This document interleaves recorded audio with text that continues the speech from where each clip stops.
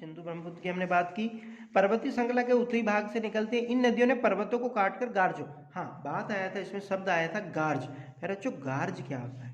गार्ज ये होता है कि नदी तंत्र, जब कोई नदी पहाड़ से उतरती नीचे, कोई नदी किसी पहाड़ से नीचे गिरती है। प्यारे बच्चों आपने देखा होगा, आप अगर कहीं कच्ची मिट्टी, शहरों में तो पूरी आकृति होती है, पक्की सड़कें होती हैं, आप कहीं खेल के मैदान में होगा जहाँ पे कच्ची मिट्टी होती है, काली वाली मिट्टी।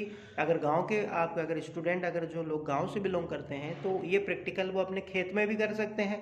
जो बच्चे शहर से बिलोंग करते हैं तो वो कहीं खेल के मैदान में, कहीं पार्क में ये प्रैक्टिकल कर सकते हैं। आप पानी का जग वगैरह लीजिएगा, पानी का कुछ भी पात्र लीजिएगा और उस पानी को, उस जग या एक मिट्टी का ढाला लीजिएगा, एक मिट्टी का ढाला लीजिएगा और उस ढले पर उस जग से पानी टपकाइएगा, कंटिन्यूसली एक पतली धार लगा के पानी टपकाइएगा।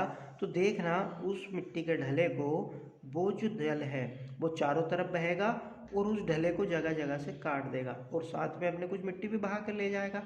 और देखना कि जहाँ पर आप पानी गिरा रहे हो उस जगह पर गड्ढा हो जाएगा। तो प्यारे बच्चों ऐसी जो पहाड़ों से नदी बहकर आती है, जब वो ऊंचाई से नदी आती है मैदान की ओर, तो जिस जगह पर उस नदी का जल गिरता है वहाँ पे गड्ढा हो जाता है, एक भी शेप की आकृति बन जाती है, गड्ढा हो जाता है। प्यारे बच्चों आपने कहीं रेनफॉल देखा होगा, आपने कहीं आसपास में कहीं भी पर्यटक स्थल पर झरना देखा होगा, तो उस झरने की तलहटी में आप देखना गड्ढा रहता है। जितने भी झरने होते हैं उनकी तलहटी में गड्ढा मिलता है।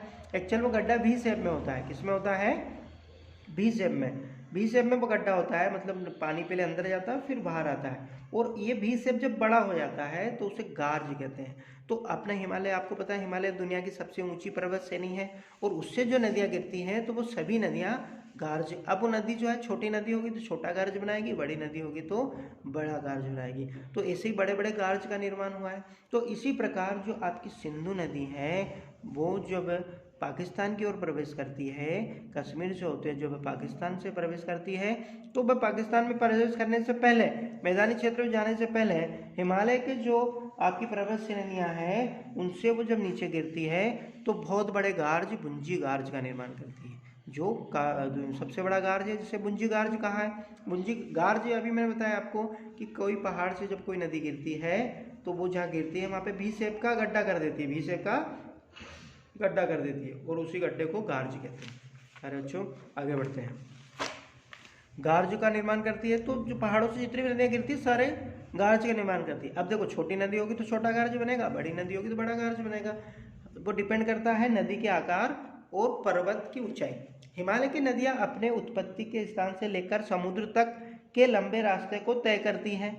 कोई भी नदी जो है वो अपने उत्पत्ति से लेकर समुद्री, अब हम बात करते हैं सबसे लंबा, दुनिया में सबसे लंबा रास्ता अगर कोई तय करती है तो वो नील नदी है। अफ्रीका महाद्वीप में सबसे लंबी, दुनिया की सबसे लंबी नदी नील नदी है, जो अफ्रीका महाद्वीप में है, जो सबसे लंबा रास्ता तय करती है। भारत की सबसे लंबी नदी जो है वो हम बात करेंगे गंगा की।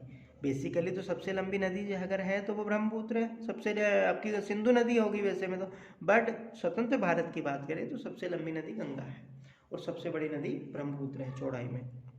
दुनिया में सबसे बड़ी नदी कौन होगी? अमेजन।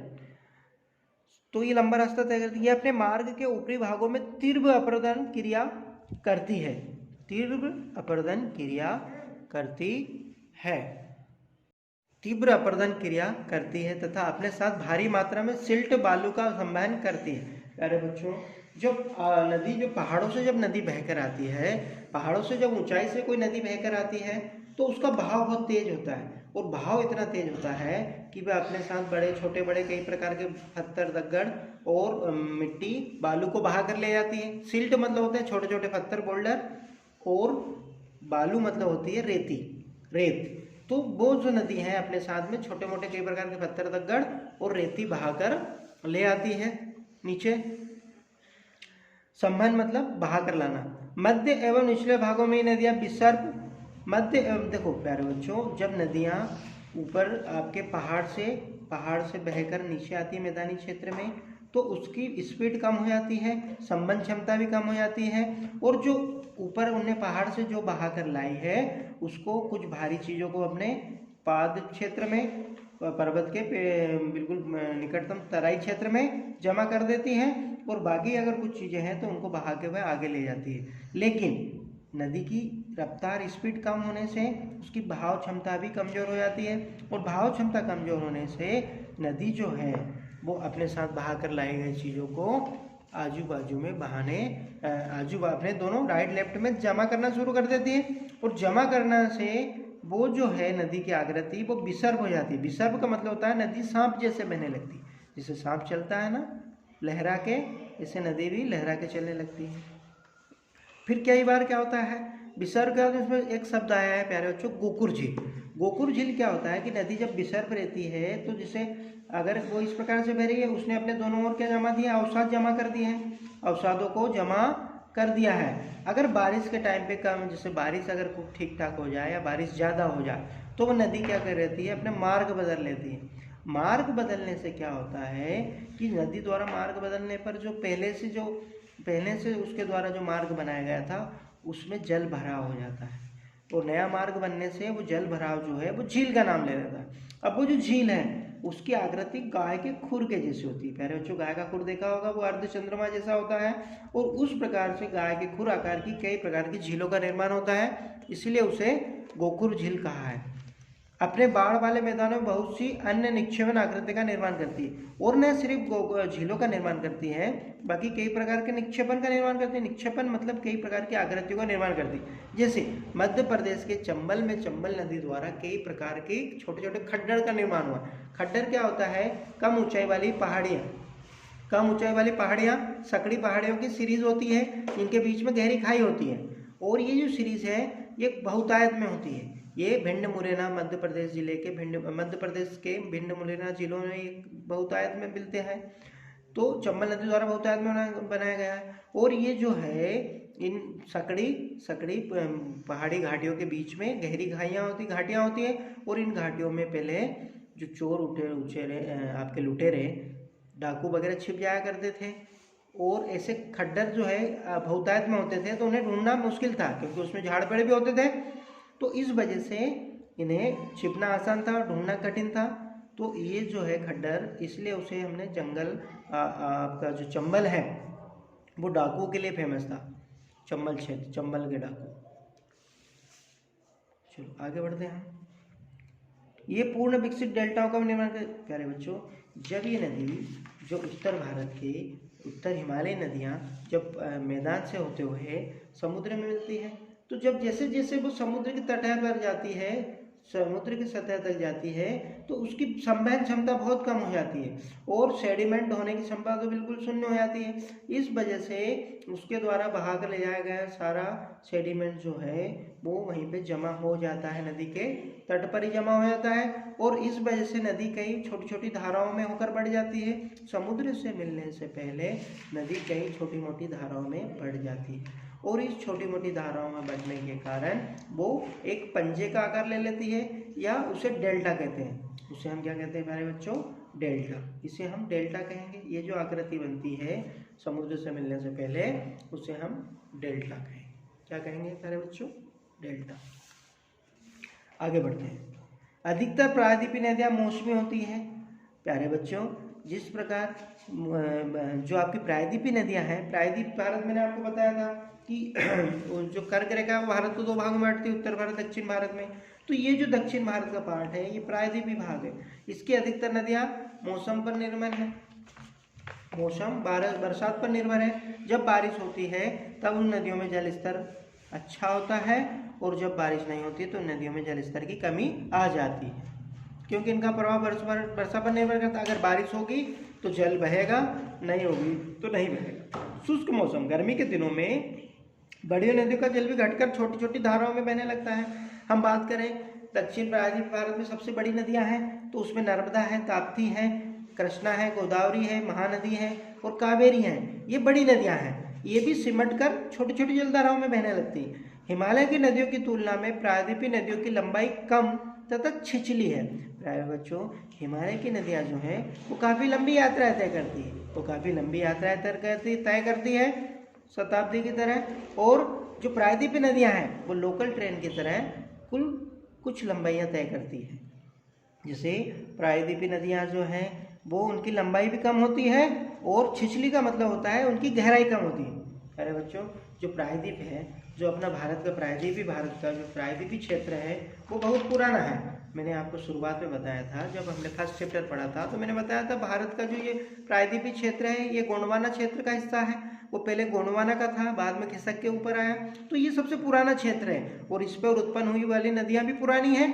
तो ये काफ़ी समय से अक्षय अपर्दन कर रही है, और जब नदियाँ अपना अक्षय अपर्दन कर चुकी होती है तो उनकी बहाव क्षमता कम हो जाती है और उसकी जो ज़मीन की गहराई है वो एक लेवल पर जाकर खत्म हो जाती है। तो हम देखेंगे प्रायद्वीप भारत की नदियाँ हैं वो जो है वो एक तस्तरीनुमा आकृति में बहती है, तस्तरीनुमा आकृति में बहती है।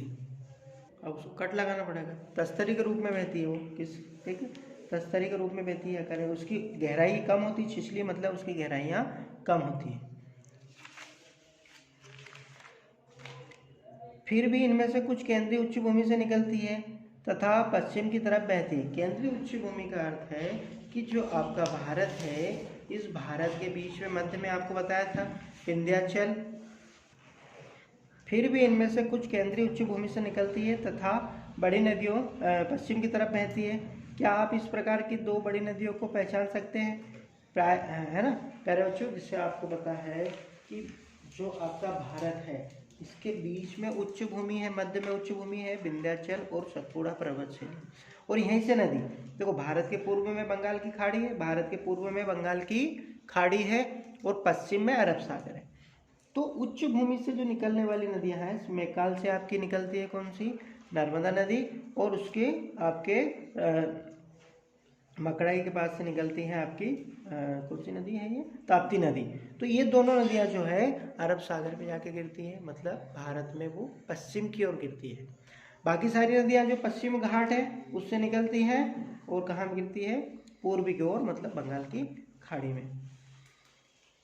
क्या इस प्रकार की बड़ी नदियों की पहचान करते हैं? प्रायद्वीपीय भारत की अधिकतर नदियां पश्चिम घाट से निकलती हैं। प्रायद्वीप की अधिकतर नदियां पश्चिम घाट से निकलती तथा बंगाल की खाड़ी की तरफ बहती है, पूर्वी तरफ बहती है। चलो अब हम पढ़ते हैं हिमालय की नदियाँ। अरे बच्चों, अब हम हिमालय की नदियों के बारे में डिटेल में पढ़ते हैं, विस्तार से पढ़ते हैं, विस्तार से। अरे बच्चों, हम बात करते हैं हिमालय नदियाँ। वे नदियाँ जो हिमालय से निकलती है, सिंधु, गंगा, ब्रह्मपुत्र। सिंधु, गंगा और ब्रह्मपुत्र ये तीन विशाल बड़ी नदियां हैं जो हिमालय से निकलती है, जो हिमालय से निकलती है। सिंधु, गंगा ब्रह्मपुत्र हिमालय से निकलने वाली प्रमुख नदियां हैं। ये नदियां लंबी हैं तथा अनेक महत्वपूर्ण एवं बड़ी सहायक नदियां आकर इसमें मिलती हैं। किसी नदी तथा उसकी सहायक नदियों को नदी तंत्र कहा जाता है। प्यारे बच्चों, आपसे पूछा जाए कि नदी तंत्र क्या होता है, तो एक मुख्य नदी और उसकी सहायक नदियां मिलकर एक नदी तंत्र का निर्माण करती है और उसी को ही अपवाह क्षेत्र कहते हैं। अपवाह क्षेत्र वो पूरा जल आजू बाजू जहाँ का जल आके किसी नदी में मिलता है उसे अपवाह क्षेत्र बोलते हैं, और नदी और उसकी सहायक नदियां मिलकर एक अपवाह तंत्र का निर्माण, एक नदी तंत्र का निर्माण करती है। अब हम बात करते हैं सिंधु नदी। सिंधु नदी की हम बात करें तो सिंधु नदी जो है वो आपके तिब्बत के सरोवर के पास से निकलती है। सिंधु नदी देखो, आप अगर एटलस में मैप देखोगे तो उसमें मानसरोवर के पास से सिंधु नदी एक ब्लू कलर की निकली है सिंधु नदी, और ये भारत में प्रवेश करती है और भारत के लेह लद्दाख वाले क्षेत्र से होते हुए पाकिस्तान में चली जाती है, और पाकिस्तान में बहते हुई वह आपके अरब सागर में चली जाती है सिंधु नदी। सिंधु नदी की 5 मुख्य सहायक नदियां हैं, जिसका नाम है सतलुज, रावी, चिनाब, झेलम, सभ्यसाची, झेल। इसको 60 में बोलेंगे सभ्यसाची, झेल। चलो आगे बढ़ते हैं, हम सिंधु नदी तंत्र के बारे में पढ़ते हैं। सिंधु नदी तंत्र, सिंधु नदी का उद्गम मानसरोवर झील के निकट तिब्बत में